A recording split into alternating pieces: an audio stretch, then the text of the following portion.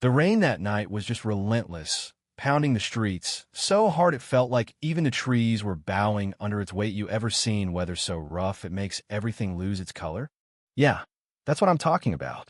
Anyway, I was at this old grocery store at the edge of town, you know the kind, fluorescent lights flickering, maybe 3 people inside max. That's where I saw him, a thin, hunched-over old man, his coat way too big for him, holding a loaf of bread, a carton of milk, a can of soup, and this tiny birthday cake that looked a little sad. He was standing at the register, hands shaking as he searched his pockets. "I thought I had a 20, he said, voice all frayed, barely above a whisper. The line behind him started growing, and the cashier's face went that shade between bored and annoyed. I don't know what came over me. Maybe I was just tired from my shift at the coffee shop. Or maybe it was the way his shoulders drooped, like he was carrying the whole world.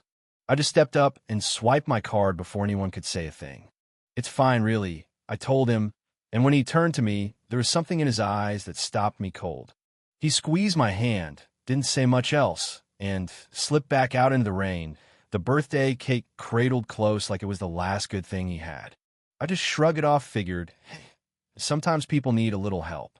Now, you gotta understand my life. Pretty regular. 17, stressing over college essays, working weekends to help mom out, and helping with my little brother. Noah, he's got cerebral palsy, so he needs a lot of care. Dad works at the post office. Mom stays home. We get by. Nothing fancy.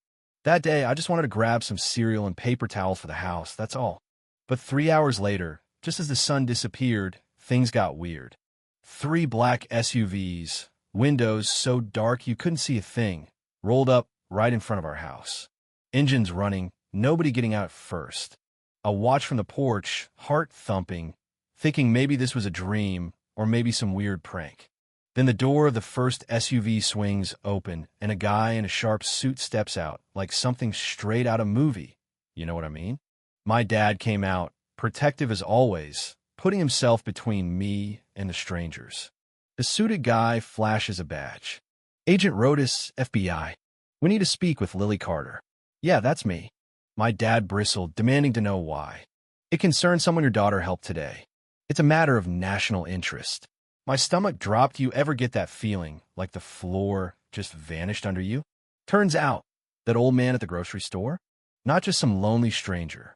Agent Rodas told us, and man, you could hear a pin drop in our living room, that his name was Thomas Calloway, a former intelligence operative, the kind who takes down entire criminal networks and then disappears. They thought he'd been dead for years, until today, when I paid for his groceries and left a trail. A card swipe. A face on camera. And just like that, I'd pulled someone back into the light who'd spent years hiding in the dark. My parents freaked out, asking if we were in danger, and to be honest, I was wondering the same thing. Agent Rodas explained they were there to protect us, but also they needed my help. Calloway had left a note in the cake box, a slip of paper that just said, she reminded me why I stayed hidden, but also why I might return. The agent believed Thomas might try to contact me again, that maybe, for whatever reason, I was the only person he trusted now. So for the next day, the FBI basically took over our street. Surveillance vans, agents everywhere, my phone monitored, my laptop checked. It was like living in a fishbowl. I couldn't even go to school. My friends were texting nonstop, but I couldn't tell them a thing. Then, just after 9 the next night, something slipped through our mail slot. No one saw who delivered it. Inside, an envelope. Inside that, a handwritten note. "Tell Agent Rodas I'll meet him, but only if she's there too. 6th and Juniper, midnight. Come alone." The agents argued for hours. Some swore it was a trap. Others said it was the best lead they'd had in a decade. In the end, they decided I'd go, wired up for sound, monitored from a van parked blocks away. I wasn't sure whether to feel terrified or like I was in the middle of some crazy Netflix show. So just before midnight, I found myself standing at that dark intersection, fog curling around streetlights, the city dead quiet except for my heartbeat. From the shadows, he stepped out, Thomas Calloway, looking older, slower, but his eyes, they were still sharp, still seeing everything. "You didn't have to do that," he said, his voice rough like gravel.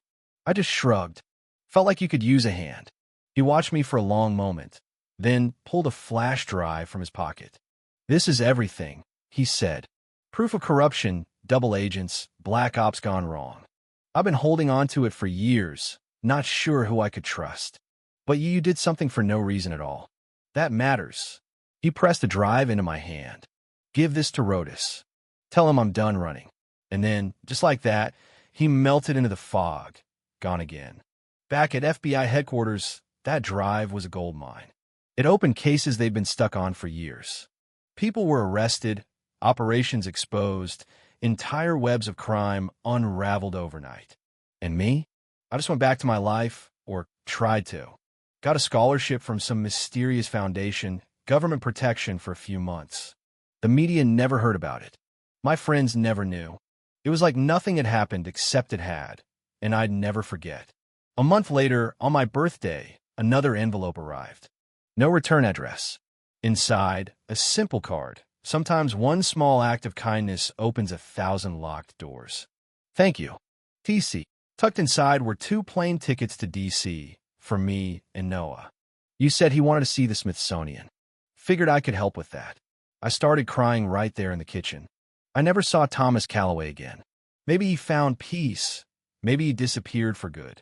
But that night, standing in the rain-soaked grocery store, I never could have guessed that a simple act, just paying for some stranger's groceries, would change the course of so many lives, including mine.